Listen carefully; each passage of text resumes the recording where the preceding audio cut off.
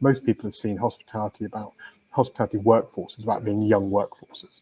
I think one of the things I know we're being challenged on at the moment is let's think about different groups of people. So let's look at older workforces. Let's look at people who, and I mean, a number of you know that I'm involved with Only a Pavement Away. Let's look at people from more vulnerable backgrounds or less traditional backgrounds. But I do think there's a really interesting challenge around when we think about the core market, which has traditionally been the young audience.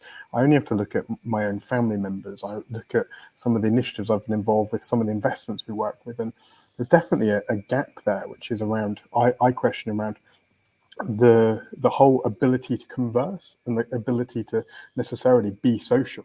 I think actually if we rewind to when, I guess for me and any of you guys were younger and at a point where maybe you took your first hospitality job, the idea of kind of going out with your mates and all the rest of it was pretty standard. You kind of fast forward to today and how much of your engagement happens online as a young person, how much of your engagement is happening on Xbox rather than out and about. I mean, it's an interesting question mark in terms of, I heard in one group recently where someone said, well, actually, I'm really nervous about whether or not I can even do the basics, like pull pints.